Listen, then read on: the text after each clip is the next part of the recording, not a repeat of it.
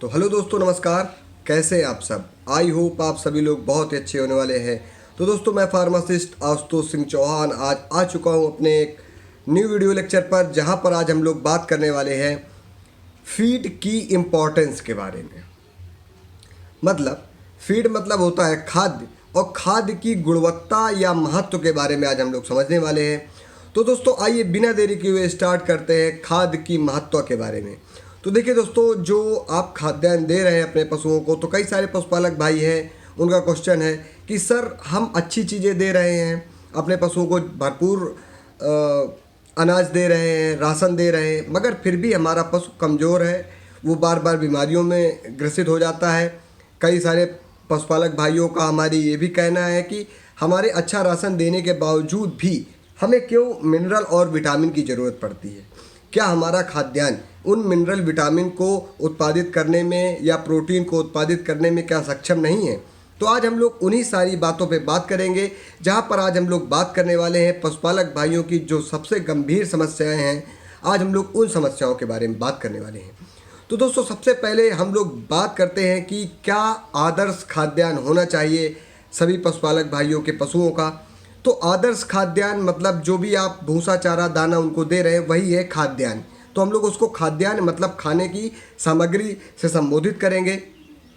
तो दोस्तों, जैसा कि आप लोग जानते हैं कि कई सारे पशुपालक भाई हमारे जिनके पशु, या तो देखिए कई सारी कंडीशन होती है पशु की, या तो पशु ब्याया हुआ है, या पशु दूध दे रहा है, या पशु गाभिन है, या हम लोग कहें कि पशु तैयार हो रहा है।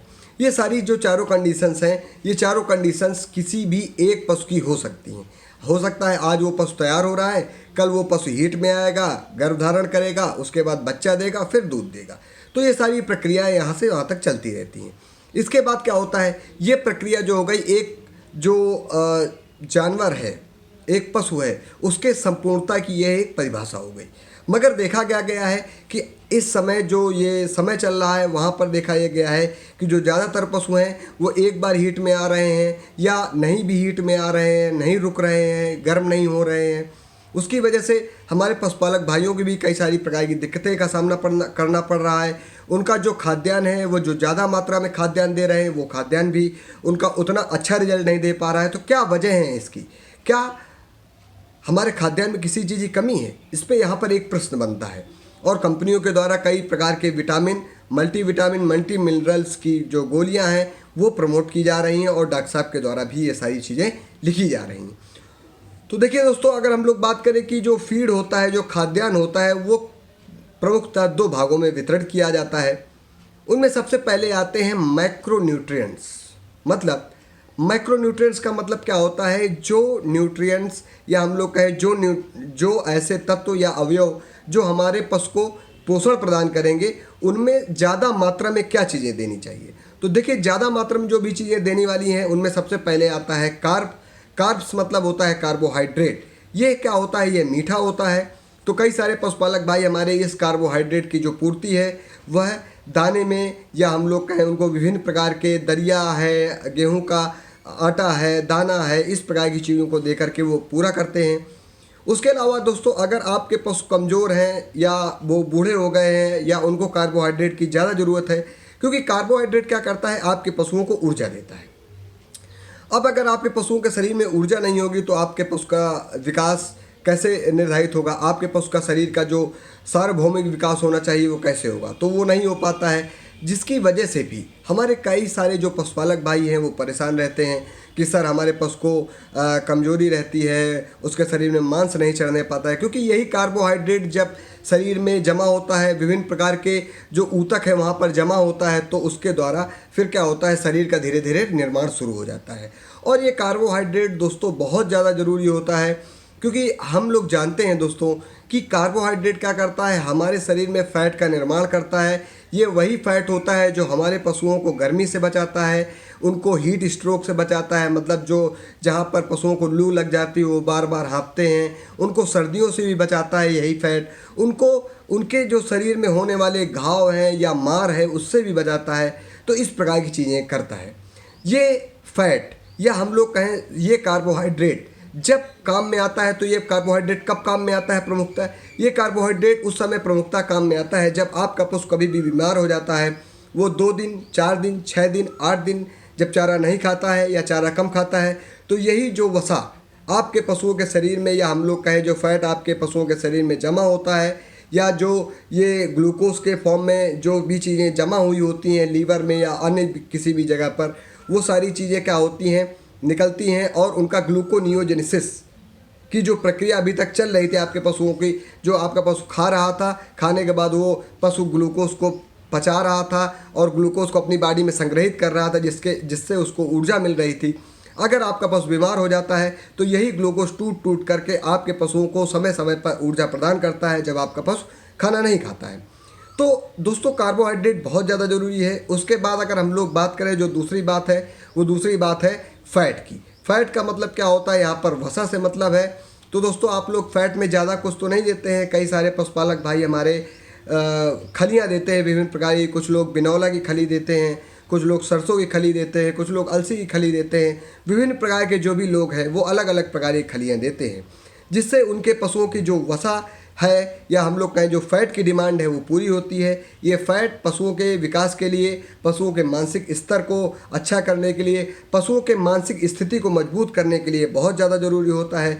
इसके साथ में ही अगर हम लोग दोस्तों बात करें तो ये जो फ़ैट है या जो ये वसा है, ये आपके पशुओं के शरीर में संग्रहित होता है और ये कार्बोहाइड्रेट के साथ मिल करके ऊर्जा का भी क्या करता है, उत्पादन करता है, ऊर्जा का स्रोत होता है। और साथ में ही शरीर के अंदर इम्यूनिटी जैसी जो भी चीज़ें हैं, या हम लोग कहें रोग प्रतिरोधक क्षमता जैसी जो भी चीज़ें हैं, उनको प्रोवाइड करता है, यानी उनको प्रदान करता है पशुओं को। और आपके पशु में अगर फैट की जो क्वांटिटी है या हम लोग कहें मात्रा है, वो अगर अच्छी है, अच्छे से आप उसको फैट दे रहे हैं, तो देखा ये गया है कि आपके पशुओं में जो बांझपन जैसी दिक्कतें हैं या दूध का कम हो जाना जैसी दिक्कतें हैं, वो दिक्कतें भी क्या हो जाती हैं, कम हो जाती हैं। तो दोस्तों कई बार देखा गया है कि जो हमारे पशुपालक भाई हैं जिनके पास कई सारे जानवर हैं, 8 जानवर हैं, 10 जानवर हैं, 50 जानवर हैं, इस प्रकार के जो भी पशुपालक भाई हैं, उनसे कई बार हमारी बात हुई है तो उन्होंने कहा है कि हम लोग कड़ू तेल अपने पशुओं को डायरेक्ट पिला देते हैं तो दूध बढ़ जाता है, या घी डायरेक्ट पिला देते हैं 1 लीटर या 1 किलो तो दूध बढ़ जाता है। तो देखिए दोस्तों, अगर मैं आपसे कहूं कि एक बार में देने में कोई रिजल्ट नहीं आएगा या अच्छा रिजल्ट नहीं आएगा, आपको जितना आप रुपए खर्चा कर रहे हैं उतना अच्छा रिजल्ट आपको नहीं आएगा। और दूसरी बात ये है कि तेल जो कि फैट है, फैट का एक फॉर्म है, तेल आप दे सकते हैं मगर अत्यधिक अमाउंट में आपको तेल अपने पशुओं को नहीं देना चाहिए। और घी भी कई सारे पशुपालक भाई देते हैं, तो आप अगर घी दे भी रहे हैं तो किसी खाद्यान्न में मिला करके दें। आप आटे में मिला करके घी को दे सकते हैं, या आप कहीं किसी अन्य ठोस पदार्थ के साथ में आप घी को मिला करके दे सकते हैं। वाकई में दोस्तों घी में बहुत ज़्यादा एनर्जी होती है, बहुत ज़्यादा ताकत होती है, जिससे भी पशुओं में जो इम्यूनिटी है, रोग प्रतिरोधक क्षमता है, वो भी अच्छी हो जाती है, जिसकी वजह से क्या होता है, जो आपके पशु हैं वो बार बार बीमारियों के होने वाले खतरे से बचते रहते हैं। उसके बाद जो तीसरी बात है, जो आदर्श खाद्यान्न में होनी चाहिए, मतलब ये खाद्यान्न में होनी चाहिए। दाना सबको ही देता है, खली सबको ही देता है, चारा सबको ही देता है। अब जो चौथी चीज़ मैं बताने जा रहा हूँ वो चीज़ है प्रोटीन। तो प्रोटीन में क्या है कि कई सारे पशुपालक भाई हैं हमारे जो चना की भूसी देते हैं, कई सारे अरहर, मूंग, इस प्रकार की भूसियाँ देते हैं। तो इससे 2 फायदे हैं। पहली बात तो क्या है, पहली बात तो उन पशुओं को प्रोटीन अच्छा मिल जा रहा है, उनसे प्रोटीन की मात्रा भरपूर मिल रही है।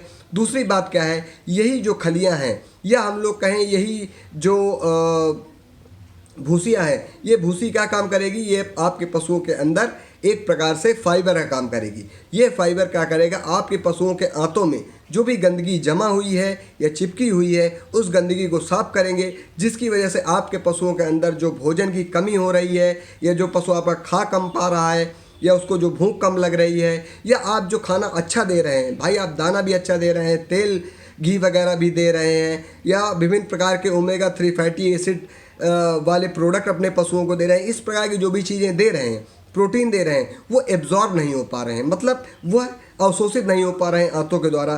तो अगर आप इस प्रकार की खलियों को, भूसियों को देते हैं, तो उसकी वजह से भी आपके पशुओं के अंदर इस प्रकार की जो दिक्कतें हैं, पाचन रिलेटेड जो भी प्रॉब्लम है, मतलब पाचन नहीं हो पा रहा है, अपच हो गई है, उसकी आंतों में कहीं पर भी कोई गंदगी चिपकी हुई है जहाँ से कोई भी मिनरल या विटामिन अवशोषित होना चाहिए, जिसकी वजह से आपका पशु अवशोषित न हो पाने की वजह से आपका पशु क्या हो जा रहा है, बार बार बीमार हो जा रहा है, या उसका शरीर नहीं बन पा रहा है, या उसको अच्छे से भूख नहीं लग पा रही। तो ये सारी चीज़ें भी अच्छी होती। जब दोस्तों आप ये सारी चीज़ें कर देंगे, फैट अच्छा दे देंगे, चारा अच्छा दे देंगे, राशन उसका अच्छा कर देंगे, उसमें प्रोटीन मतलब भूसियाँ अच्छी दे देंगे, उसको चने की भूसी या अरहर की भूसी या किसी भी प्रकार की कोई एक प्रकार की भूसी आप उसको दे देते हैं, कार्बोहाइड्रेट दे देते हैं, तो आप लोग देखते हैं कि आपके पशुओं के अंदर जो खाना है वो अच्छे से पचता है, उसका अवशोषण अच्छे से होता है, उसका रसा से अच्छे से बनता है, और वह रक्त में मिल करके विभिन्न जो ऊतक हैं, कोशिकाएं हैं, वहाँ तक पहुँचता है और उनको पुनर्जीवित करता है, उनको अंदर ताकत लाता है। और जब ये ज़्यादा अमाउंट में हो जाता है, जब आप यही प्रक्रिया लगातार करते चले जाएंगे, तो देखा ये गया है दोस्तों कि कई जगह देखा ये गया है कि जो भी पशुओं को अच्छा राशन दिया गया है वो पशु बीमार कम हुए, उनको बैक्टीरिया का जो भी प्रभाव था वो कम हुआ। जो आने वाली बीमारियां हैं, जैसे अभी लंपी स्किन डिसीज़ आई थी, जैसे खुरपका मुँह पका आता है, इस प्रकार की जो संक्रमित बीमारियां आती हैं, जैसे गला घोटू जैसी बीमारियां हैं, ये जो संक्रमित बीमारियां हैं ये आपके पशुओं के अंदर क्या हो जाती हैं, कम हो जाती हैं, और इनका जो प्रभाव है, इनके जो भी दुष्परिणाम हैं वो भी कम देखने को मिलते हैं। इसके साथ में दोस्तों अगर मैं बात करूं कि गर्मियां आ गई हैं, तो अब आपके पशुओं को पानी की भी मात्रा की आवश्यकता अत्यधिक है, तो आपको पानी भी बढ़ा करके देना चाहिए। पानी बढ़ाने के लिए आप क्या कर सकते हैं, आप नमक दे सकते हैं, क्योंकि इलेक्ट्रोलाइट की भी बहुत ज़्यादा ज़रूरत होती है पशुओं को, गर्मियों के समय तो बहुत ही ज़्यादा ज़रूरत होती है। अब इलेक्ट्रोलाइट क्या है, इलेक्ट्रोलाइट की विशेषता क्या है, ये हम लोग नेक्स्ट वीडियो पर डिस्कस करेंगे। और भी अभी हमारे पास कई सारी चीज़ें हैं कि आदर्श खाद्यान्न क्या होना चाहिए। तो दोस्तों मुझे लगता है कि ये मेरा वीडियो आप सभी लोगों के लिए बहुत ही अच्छा रहा होगा। तो ये मेरा आदर्श खाद्यान्न क्या होना चाहिए, उसको कैसे देना चाहिए, उसका पार्ट 1 वीडियो है। अगर आपका समर्थन अच्छा रहा, हमारा वीडियो आपको अच्छा लगा, तो आपको please like share and subscribe करना है, हमारे चैनल को प्रमोट करना है और हमारे फैमिली का हिस्सा बनना है। तो बहुत बहुत धन्यवाद आपका, हार्दिक आभार, नमस्कार।